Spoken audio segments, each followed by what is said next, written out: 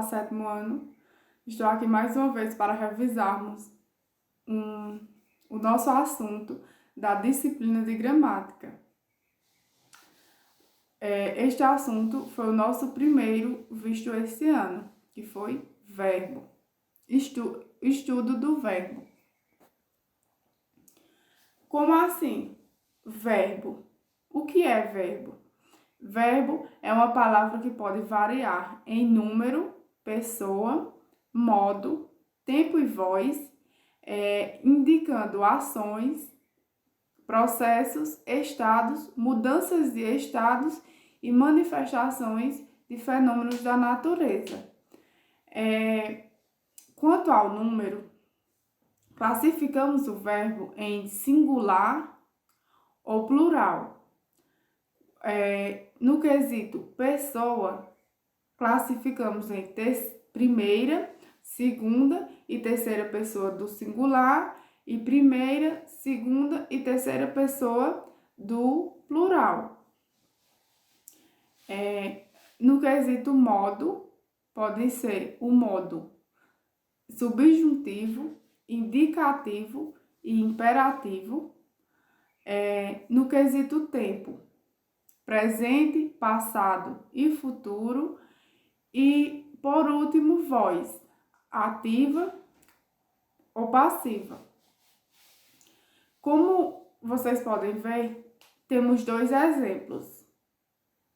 Vamos classificá-los? Primeiro exemplo, o professor ensina. O verbo está aí bem destacado, ensina, que vem de ensinar. Ensina, ele está no singular, na segunda pessoa do singular, modo. Indicativo, tempo, está no presente e é voz ativa. Segundo exemplo, eu gosto de língua portuguesa. Como falei, já está destacado o verbo gosto, que vem de gostar. Gosto, gostar, ele está no singular, na segunda pessoa do singular, no modo indicativo e está no presente. E quanto à voz, ativa. Próximo passo. O verbo é o centro, o núcleo da frase. Por si só, pode constituir uma frase completa, como mostrei nos dois exemplos anteriores. Desinências. Verbo de primeira conjugação, terminados em AR, como nadar, andar, pintar. Verbos de segunda conjugação, terminados em ER, descer, crescer, e entre outros mais exemplos.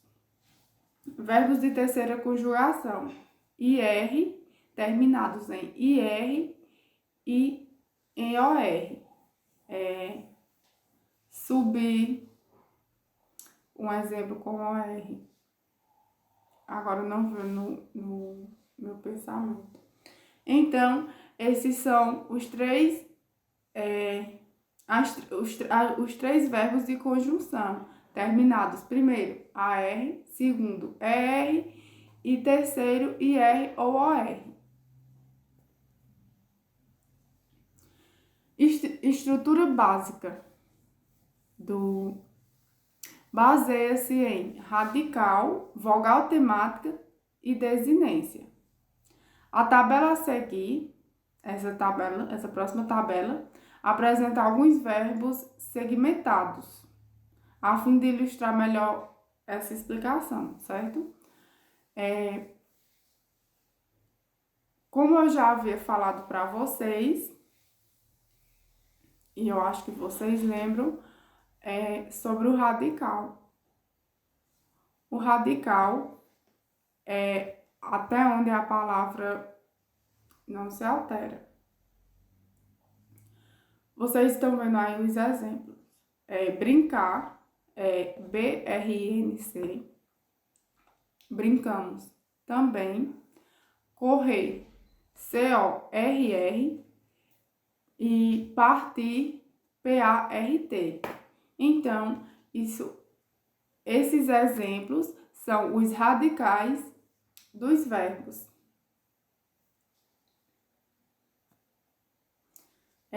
Classificação dos verbos. Verbos regulares. O que são verbos regulares? São aqueles que seguem um mesmo modelo de conjunção. Como vocês podem ver, no tempo aí presente, a palavra falo, ou melhor, o verbo falar, ele não se altera. Então, é considerado verbos regulares. Quando a gente vai conjugar, eu falo, tu falas, ele fala, nós falamos, vós faleis, eles ou elas falam. Podemos observar que o radical não muda, ele não muda. E da mesma forma, no outro exemplo, é o pretérito perfeito, com o mesmo verbo, falar. Também não se altera, por isso se dá a classificação de verbos regulares. Vamos para o próximo. Verbos irregulares é ao contrário do verbo regular. Quando o verbo regular não se altera, o verbo regular se altera. Como podemos ver, medir, o verbo medir. Vocês observem que no radical, o primeiro exemplo, ele se altera. Por isso é considerado irregulares.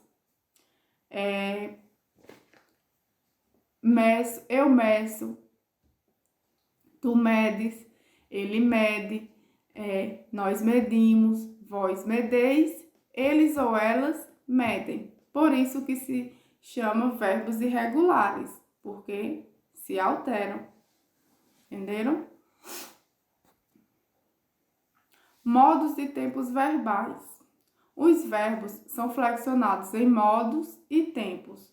Existem três modos verbais que são aplicados em contextos diferentes e nos modos indicativo e subjuntivo. Também tem o modo imperativo, mas hoje trouxe para vocês o modo indicativo e o subjuntivo, porque foram os que a gente viu em sala de aula. Pode-se observar a presença de diferentes tempos verbais que indicam o momento em que a ação ocorreu. Vamos começar com o modo subjuntivo. O modo subjuntivo podemos considerar ele como um caso hipotético, duvidoso. A gente não tem certeza se pode ou não pode acontecer. Como está aí nesses 3 exemplos. Meu pai quer que eu estude mais. Essa é uma hipótese. Pode ou não acontecer. Segundo exemplo. Eu quero que você vá embora. Eu quero que você vá embora. Pode ou não pode acontecer.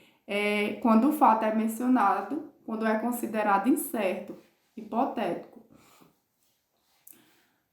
Terceiro exemplo. Tomara que eu possa ir à festa. Tomara que eu possa ir à festa. Também pode ou não pode acontecer.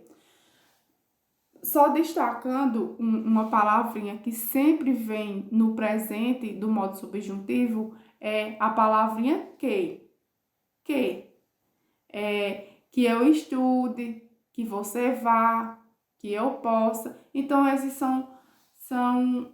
Então, esta é a palavrinha que sempre está destacada no presente do modo subjuntivo. Pretérito imperfeito. Pretérito imperfeito indica um fato hipotético do passado. Pretérito se quer dizer passado. Vamos aos exemplos. Seria mais fácil se eu estudasse mais. Seria mais fácil se eu estudasse mais. Se pode ou não pode acontecer. Terceiro exemplo. Se ele tivesse mais respeito, teria pedido desculpa. Se tivesse. Também um fato hipotético. Sendo que no passado. O que diferencia do presente é porque é o que, como o próprio nome já diz, o que acontece hoje. E pretérito, passado. Terceiro exemplo. Seria bom se ele pudesse vir conosco. Seria bom se ele pudesse vir conosco. Se ele pudesse. Também um fato hipotético.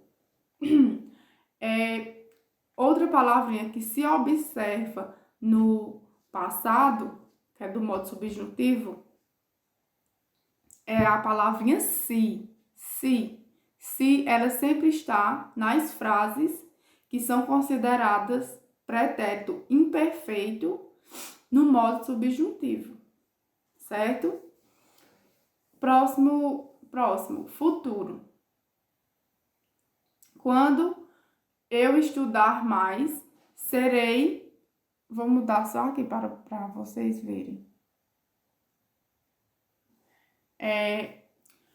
Quando eu estudar mais, serei melhor aluno.